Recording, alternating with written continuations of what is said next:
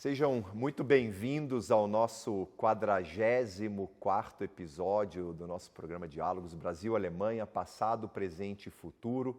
Primeiro episódio do ano de 2026, hoje com uma visita muito especial, diretamente do Rio Grande do Sul, Felipe Kuhn-Braun. Seja muito bem-vindo ao nosso Instituto Matos Estado, Felipe. Muito obrigado por estar aí conosco. Muito obrigado também, Maurício, pelo convite, para poder estar neste programa e falar dessa cultura que tanto nos encanta, né? De um lado a Alemanha, terra das nossas raízes, de outro lado o Brasil, esse país gigante e maravilhoso no qual a gente vive e as contribuições que a gente pode dar através da história e da cultura. Muito bom, é uma alegria tê-lo conosco e abrir esse ano de 2026 com a sua presença aqui no Instituto. Muito obrigado.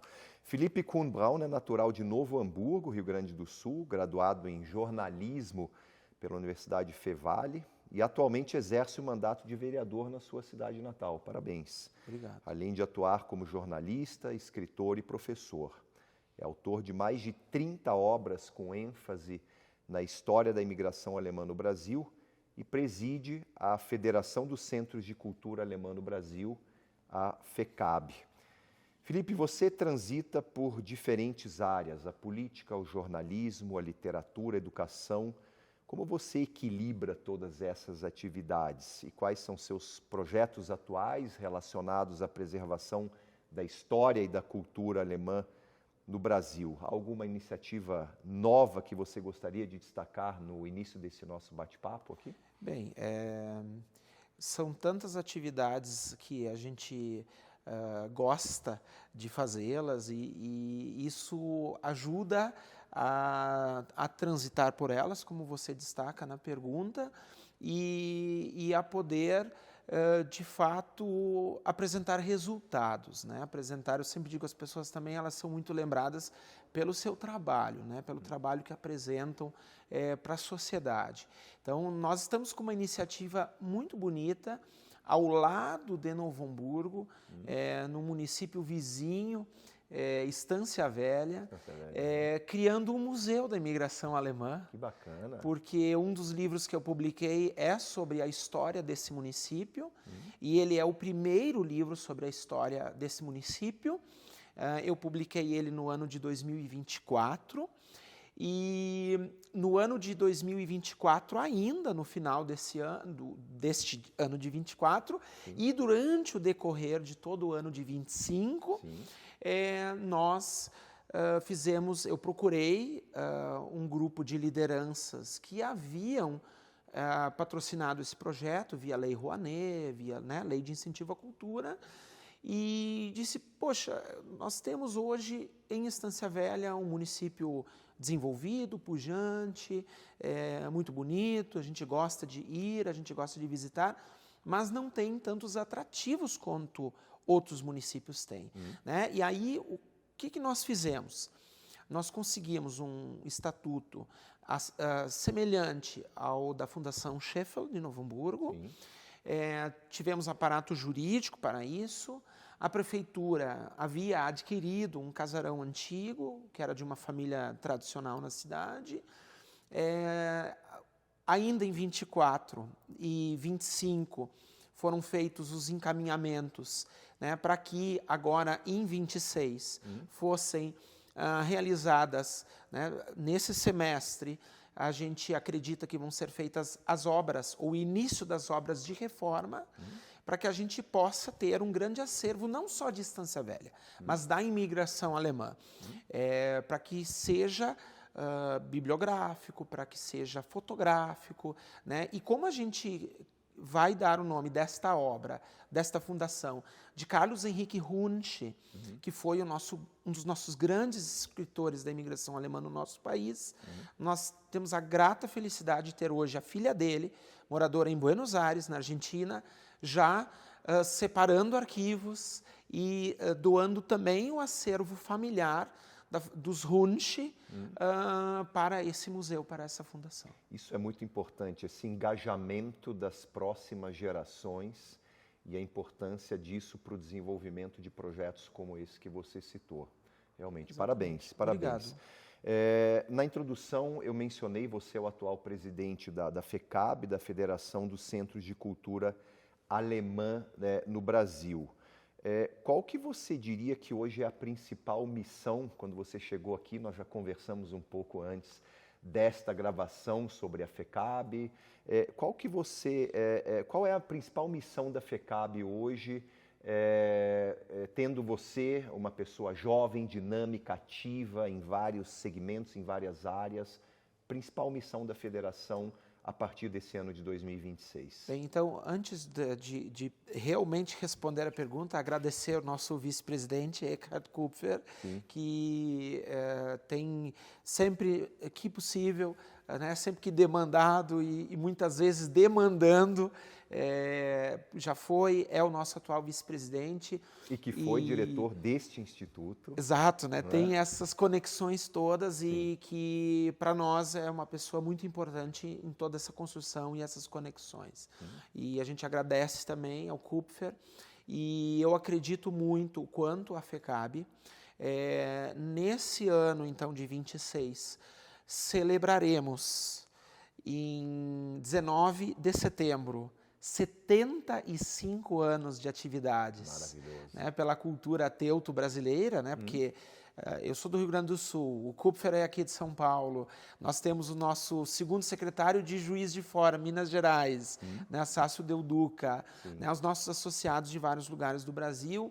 Eu acredito que parte do trabalho da federação é preservar a cultura, né, preservar, porque, de fato, carrega numa história e num presente, e isso ajuda a moldar um futuro, quando as pessoas conhecem bem a sua história, quando as pessoas têm elementos culturais que lhes fazem entender a importância deles nesse mundo, nesse país, nesses nossos estados, e assim, com esse conhecimento, poder também embasar melhor as suas atividades.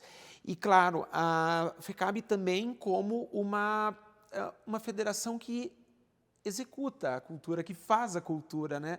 Não é só aquilo que foi, mas o quanto nós podemos deixar dinâmico, o quanto nós podemos deixar atualizado, né? Por isso que nós temos pilares, né? Como o ensino do idioma alemão, que é muito importante. Exato, né? E que ainda eu vejo que a gente precisa aprimorar bastante, mas a gente está fazendo movimentos, né? Como uma parte que a FECAB não tinha mais publicação de livros. Ótimo. Né? E, por exemplo, os 2 próximos livros da FECAB sequer são livros do Felipe, porque o Felipe tem o trabalho como escritor, né? São livros de associados nossos. Nós ganhamos um edital recente que vai patrocinar 70% de uma obra de 3 associados nossos, né? Só que a FECAB conseguiu, eles apresentaram o trabalho e a FECAB foi a proponente. E também palestras, eventos, produção de conteúdo, não só bibliográfico, digital. Né? Nós temos hoje uma atualização das nossas mídias e nesse ano de 26 a gente está organizado para ter de novo o nosso site de forma assim bem atualizada, né? Bem com esse histórico também, com esse conteúdo. Estamos criando o departamento de genealogia da FECAB. Tivemos um acervo falava com o Kupfer, inclusive, sobre isso recentemente, né? Esse acervo de genealogia digital que está vindo para a FECAB engloba, meu caro Maurício, mais de 1,5 milhão de nomes 1,5 milhão de descendentes de imigrantes de língua alemã. Então, é algo que a gente vai poder oferecer aos associados, né? E visitas técnicas também, arquivos, museus, né? Cidades que representam a cultura teuto-brasileira. Né? Então, aí nos 4 cantos do país, né? Ou pelo menos nos lugares onde, né? Como São Paulo, Rio, Paraná, Santa Catarina, Rio Grande do Sul, Espírito Santo também. E aí a gente continua. Felipe, você falou 75 anos a serem completados em setembro agora de 2026. Você falou sobre a importância e a responsabilidade da preservação desse acervo, dessa história.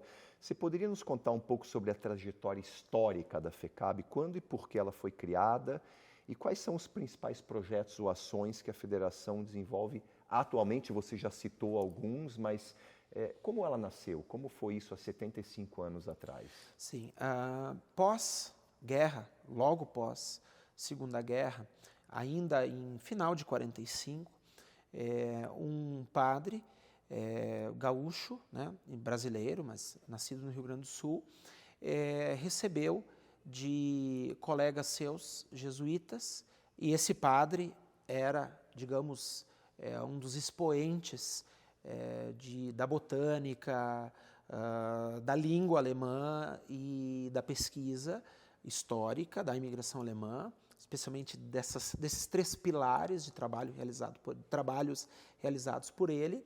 Padre Balduino Rambo recebeu o comunicado dos seus colegas jesuítas na Europa de como estava tão difícil a vida da população, a vida daqueles que sofrem nessas guerras e nesses conflitos, né? Então, claro que,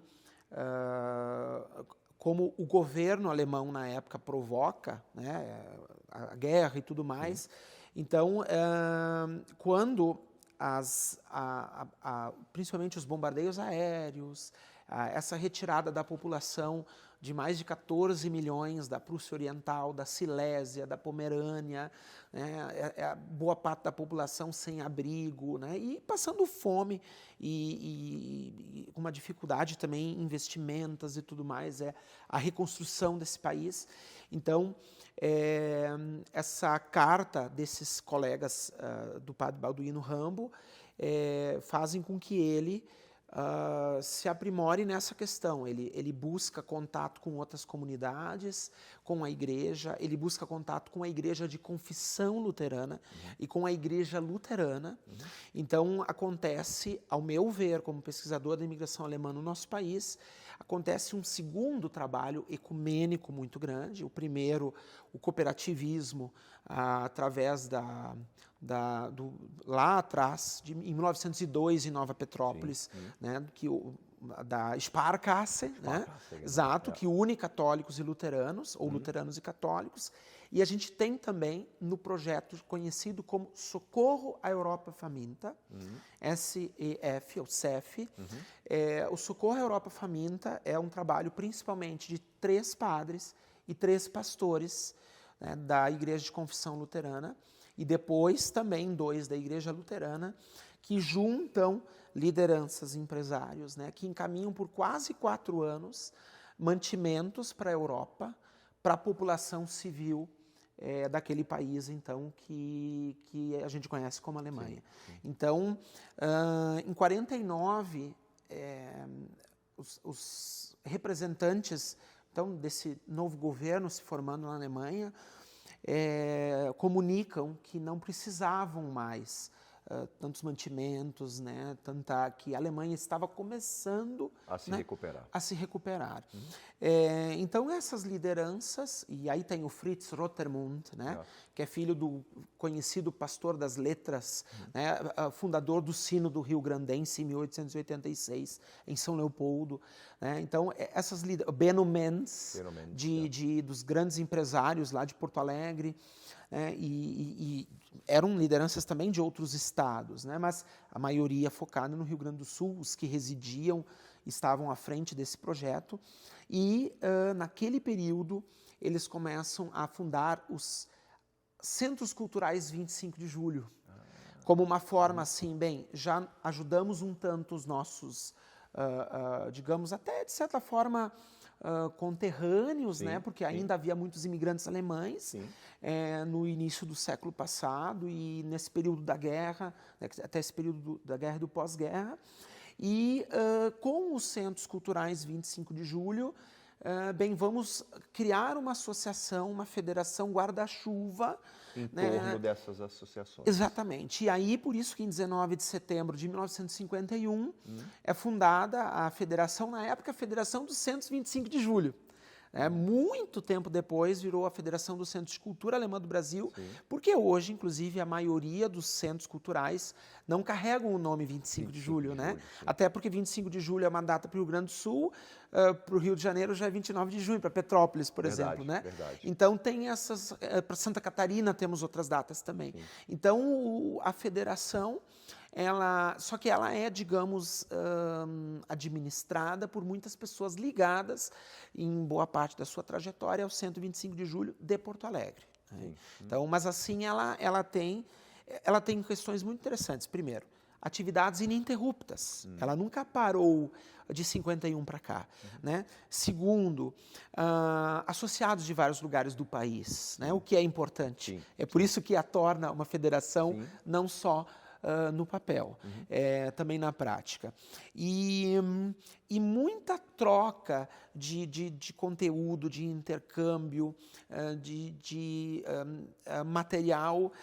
E a gente, é claro, tem procurado, né, nesses quase 2 anos de gestão, desde o ano retrasado, desde 2024, nós, então, conseguimos trazer um número grande de associados. Né? Nós temos vários associados que também, engajados nisso, já trazem novos associados. Então, isso é maravilhoso. Obrigado. Parabéns. A gente faz assim, sente viva, a gente consegue moldar esses projetos futuros. Por essa grande... Também eu digo assim, é uma federação e ao mesmo tempo é uma família. Né? Porque quando a gente vai para um outro município, por exemplo, esse semestre a gente vai ter Petrópolis de novo, a gente vai ter Blumenau em visitas, e a gente vai ser recebido por quem? Pelos nossos associados. Isso é muito gostoso. Isso. A gente vai criando uma amizade para a vida, né, e promovendo as atividades, né, que antes, palestras, eventos, livros, que conectam essas pessoas, essas famílias. E que resgata uma história muito importante para o desenvolvimento do nosso país, que hoje não é conhecida entre a nossa sociedade. Então, Exato. Não é nesse sentido, isso é muito importante. Agora, quais são os principais desafios? Você está agora há 2 anos à frente da FECAB. Quais são os principais desafios que você enxerga? Toda instituição tem os seus desafios. Como você enxerga o futuro da federação, sobretudo em relação ao engajamento das novas gerações? Nós já falávamos da importância das novas gerações. Os jovens ainda demonstram interesse pela cultura alemã e pelas atividades dos centros culturais. Como que você enxerga que nós podemos dinamizar as atividades das nossas instituições, Felipe? Eu acredito que aproximar as pessoas, muitas vezes nós temos jovens, mas nós também não sabemos ou conhecemos mais sobre os próprios interesses deles. Sim. Então, eu lembro de um professor nas aulas de literatura que, como ele queria engajar, ele descobria o que cada um gostava. Então, por exemplo, ele dizia assim, Felipe, porque eu comecei essas pesquisas, claro, 14 anos era, como a gente diz lá no sul, um guri, né? Um guri. E com 14 anos, assim, eu falava para os colegas, eu fui lá, eu visitei tal família, eu consegui uma caixa de fotos antigas, eu levei para casa para copiar e eu daqui a 3 meses eu vou levar lá esse arquivo para essa família, né? E aí o que acontecia? Ele dizia assim, não, tu gostas de imigração alemã? Então tu vais ler a Ferro e Fogo, o volume 1 e volume 2, Josué Guimarães, Videiras de Cristal, que fala dos Mucker, né? Então, e ele buscava isso para nós. E eu acredito que a FECAB, ela tem vários pilares. Né? Nós temos, por exemplo, agora com a criação do Departamento de Genealogia, antes mesmo da criação, a gente está trazendo muitos genealogistas para a FECAB. Né? A gente tem... eu falei antes para o Kupfer também, nós filiamos um rapaz de 24 anos, uma moça de 22. Que bacana. Né? E quando eu filiei eles, eu vi que eles ficaram empolgados, mas eu fiquei talvez mais do que eles, porque eu disse assim, olha, meus caros, que nem para a moça, para Maria Eduarda. Eu disse assim, Maria Eduarda, tu tens 22 anos, eu já tenho 38, eu já sou 16, mas né, daqui a não muito tempo é você que vai estar aí, Exatamente. né? Você já está, mas vai daqui a pouco ser uma liderança, uma vice-presidente, uma presidente, né? A estar tocando a federação. Sim. E o que eu vejo, assim, o que a gente tem conseguido, né? Claro que a gente está tentando ir mais para os meios digitais, né? Por isso as nossas mídias, a gente tem atualizado mais elas, a gente está trazendo, né, em vídeos curtos, em conteúdos, né, em poder não... A gente quer produzir livros de 200, 300 páginas, né? Mas também aquele conteúdo que é acessível de forma mais didática, né, numa linguagem mais acessível e menor. E é interessante que, por exemplo, esta jovem de 22 anos já filhou 3 pessoas na FECAB. Exato. Então, a gente consegue levar essa energia, mas muitas vezes a gente vê que essa energia se torna maior do que a gente espera que ela era. Né? E justamente porque isso, né? Nós temos um grande desafio, ou grandes desafios, né? Que são os centros culturais, que é, no nosso caso, a FECAB, como aproximar das pessoas. E aí, um ponto que eu acredito que a gente tem aproximado muito através desses nossos quase 2 anos na diretoria da FECAB, de que a gente tem promovido atividades, né? Promovido ações, visitas técnicas, viagens técnicas que façam com que as pessoas se sintam tão engajadas que dizem assim para mim, Felipe, eu perdi essa, mas na próxima estarei com vocês. Né? Ou de coisas que a gente está preparando para daqui a 5, 6 meses e nós já temos na nossa listinha, né, de confirmados. Então, isso realmente... E aproximar... Por exemplo, nós fizemos agora, no final do ano passado, em 6 de dezembro, uma atividade muito bonita com um associado nosso do Paraná, que é pianista, que veio pro bono, né? Assim, aquela questão assim, essa troca de cultura, a gente recebeu ele, fizemos um evento junto com ele, né? Trouxe isso para os associados. Então isso, eu acredito assim, promover atividades, tentar o diálogo sempre também com os mais jovens, né? Tentar buscar o quanto esse mosaico que nos forma como federação, não só por sermos de estados diferentes, mas por termos idades diferentes, por termos sobrenomes tão diferentes, né? Mas por todos apreciarmos de fato essa cultura teuto-brasileira que, bem como você disse na última questão, nem sempre é tão destacada, né? E aí por isso eu sempre digo, eu não vou pedir para o outro, eu vou fazer a minha parte para auxiliar a destacar essa cultura e a contribuição, né, teuto para o desenvolvimento do nosso país. Uma forma de destaque são os livros. Você falou brevemente de um dos seus livros. O seu livro mais recente, ele aborda os 100 anos da Igreja Luterana de Novo Hamburgo. Como que você escolhe os temas das suas obras, Felipe? O que desperta o seu interesse e motiva a pesquisar determinados assuntos? Entre as suas mais de 30 publicações, parabéns por isso. Obrigado. Existe alguma favorita que você considere especialmente significativa? E já vou emendar com uma terceira pergunta. Você, por acaso, está trabalhando em algum novo projeto literário? Pode nos dar uma prévia do que está por vir? Meu caro Maurício, os temas, eu sempre digo, eu tento produzir, pesquisar e produzir justamente o que eu muitas vezes não encontro ainda, ou encontro pouco, nas bibliografias a respeito dessa história. Então, por exemplo, quando eu escrevi sobre as noivas de origens alemãs, ou germânicas, ou né, de língua alemã, que casavam de vestido preto, ou, por exemplo, como as famílias gaúchas iam ao litoral há 120 anos, há 130 anos, justamente porque não havia material a respeito, ou pouco material. Às vezes alguma reportagem, né, um capítulo de um livro, talvez, mas desses 2 assuntos eu não tinha encontrado até então. Então, esses conteúdos que a gente não está habituado a encontrar, né? Genealogias de famílias. registros importantes que a gente vê que a publicação é de fundamental importância para que se preserve essa história. Bem, no caso dos títulos, então, o próximo, porque eu tive um trabalho recente agora, né, no final de 25, sobre os luxemburgueses no Brasil. Que interessante.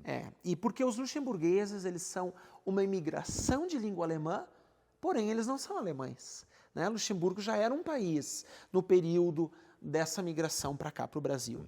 E é curioso, e eu acho que para mim como pesquisador é importante que 60% dessa imigração luxemburguesa ela vai para Santa Catarina. Então eu já expandi minhas pesquisas mais para Santa Catarina para poder entender. E ao entender, descrever num livro, naturalmente através das minhas palavras como escritor, esse processo migratório, essa imigração luxemburguesa para o Brasil, que num universo que calcula-se de em torno de 300 mil imigrantes de língua alemã, numa janela de tempo, né, que começa em 1824 e que aproximadamente 125, 130 anos após ali a Segunda Guerra, ela praticamente se fecha, né, como um grande movimento, nós temos apenas 1,5% dessa imigração de língua alemã que é luxemburguesa. 1,5%. E aí foi buscar isso, e como esse 1,5% também deu uma contribuição, até então pouco conhecida, claro que como é uma imigração mais católica, a gente tem dentro das ordens religiosas muitos descendentes, né, de origens luxemburguesas, mas eu não destaco apenas a questão que, como já destaquei, né, dos luteranos, nesse caso é de uma imigração católica, mas também a contribuição no ensino, quantos educandários que luxemburgueses lideraram ou que ajudaram a formar, né? E de certa forma não tão grande, porque sim, era um número menor, mas também na economia, especialmente de Santa Catarina e do Rio Grande do Sul, mas a partir dos anos 20, a Belgo-Mineira, que nasce com o nome Bélgica, né, da Bélgica, mas 80% do seu capital era luxemburguês. É que Belgo-Mineira ficava um nome mais, digamos, acessível exato, para o grande público brasileiro, né? Então eu trago também essa imigração luxemburguesa com a vinda, com relações entre a Bélgica e o Grão-Ducado de Luxemburgo com o Brasil.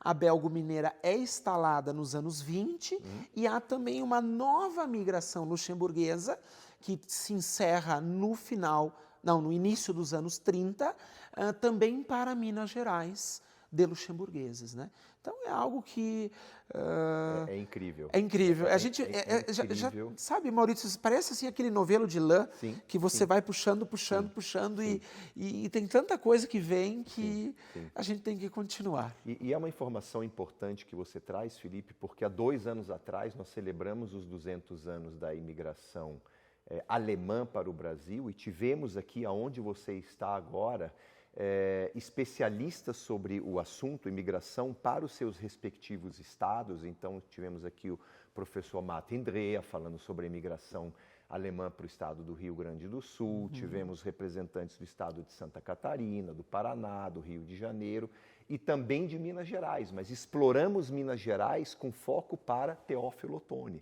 E agora você nos traz a importantíssima informação sobre a vinda dos luxemburgueses para a criação da Belgo-Mineira nos anos 20. Então, poderíamos ficar aqui horas discutindo sobre esse assunto, mas precisamos encerrar a nossa conversa.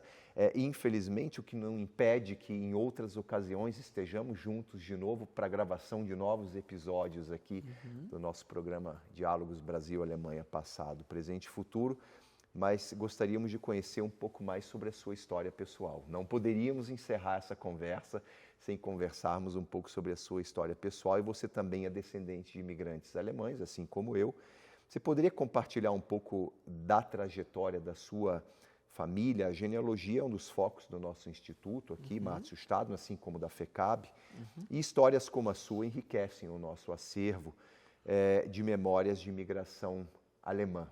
Nos conte um pouco, Felipe, por favor. Bem, nesse ano de 2026, são os 200 anos, não é do meu primeiro antepassado, é da minha primeira antepassada que veio para o Brasil. É interessante que é sobre a família Werle, que é muito conhecida no Rio Grande do Sul pelo grande número de descendentes, especialmente. E eu gosto de brincar com os Werle, com meus parentes, porque eu digo assim, vocês sabem que eu sou parente de todos os Werle e eu não sou descendente Werle? Aí, mas explica um pouco melhor, né? A nossa matriarca, família Illy, da Renânia-Palatinado, ela casou muito jovem, teve uma filha com o meu ancestral, que faleceu muito cedo, e aí ela casou novamente com o Werle, e aí ela teve 6 filhos com o Werle. Né?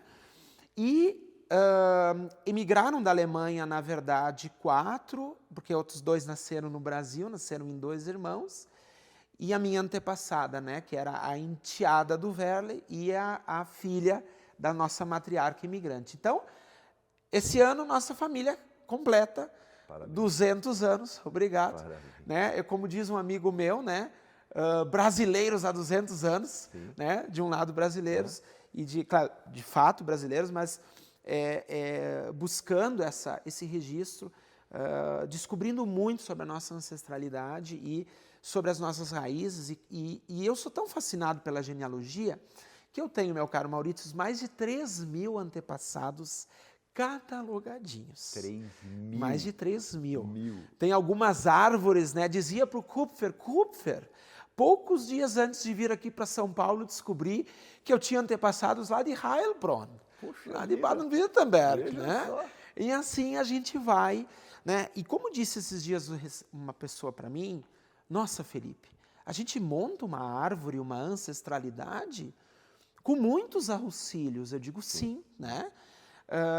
Quantas vezes buscando arquivos, né? Buscando famílias, né? Buscando, por exemplo, muitas vezes o pessoal diz assim, nossa, Felipe, tu pesquisa tanto das famílias luteranas e tu é católico, né? Às vezes o pessoal acha, né, que... Eu disse, sim, mas eu tive 9 antepassados que foram pastores da igreja, né, no norte da Alemanha, né? Então, por isso, assim, eu, né, acredito que consigo trazer, assim, esse entusiasmo, né, essa pluralidade, né, que nos faz também como descendentes, né? Porque, afinal, eu sempre digo, boa parte de nós temos uma origem luterana, uma origem católica, verdade. E ou vice-versa, né? Sim. E claro, e registros assim muito bonitos que eu fui descobrindo, né? Porque eu li certa vez que muitas vezes o pesquisador ele estabelece um elo emocional com a sua própria história. Isso é verdade. Então parece primeiro o entendimento de que a genealogia também é um quebra-cabeças, né? E que a genealogia em si, ela é fria.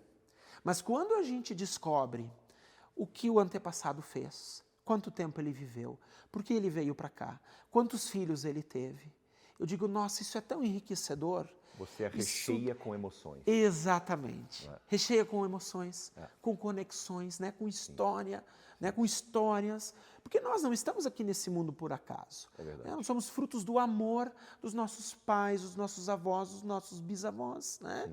E essa imigração de língua alemã, que sim, no início traz famílias muito humildes, que depois traz perseguidos políticos, refugiados religiosos, pessoas que passaram pelas crises, que vieram para cá, né?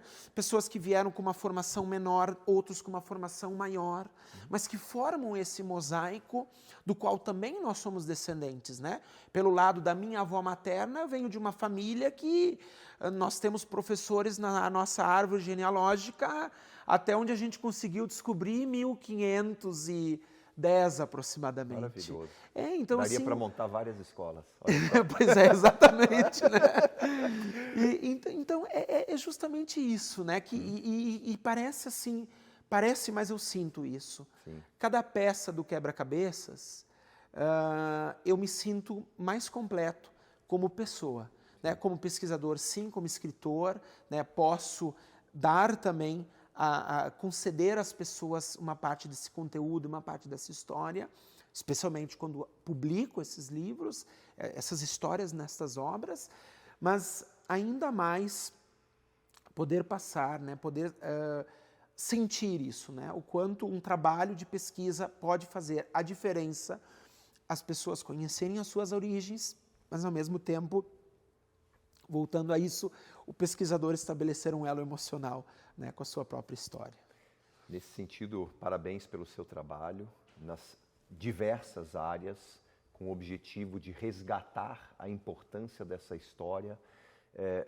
Os seus antepassados, família Werle, a minha família, família Werner, ou seja, não há uma distância muito grande, vieram para o Brasil no final do século XIX, para a região serrana do estado do Rio de Janeiro, a cidade de Petrópolis, mas eu gostaria, Felipe, de te agradecer muito, de talvez transmitir a você muita sorte nesse seu desafio e nessa sua missão, porque não é um trabalho, é uma missão, quando nós procuramos não apenas resgatar a história dos nossos antepassados, olhando com muito respeito para o passado, como nós falamos aqui no Instituto Matsushtad, mas principalmente com dedicação para o presente e otimismo para o futuro. Então eu fico muito feliz ao ter ouvido de você que você está conseguindo trazer novas gerações para dentro da FECAB. Isso é muito importante, porque você garante a sustentabilidade da federação, mas como diz o belo ditado, quem conhece o passado erra menos. E se a nossa atual geração e as futuras gerações tiverem ciência disso, consciência dessa importância de nós conhecermos o nosso passado,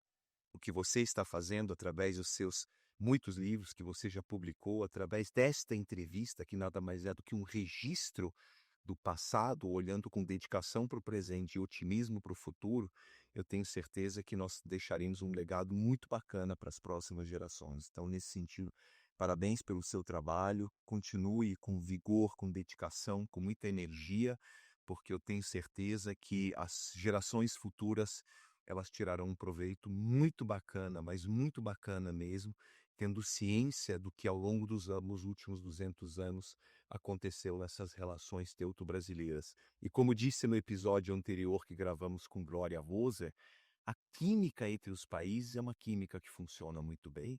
Se nós olharmos para a geopolítica hoje do mundo, nada mais oportuno do que nós aproximarmos essas pontes entre o Brasil e os países falantes do idioma alemão.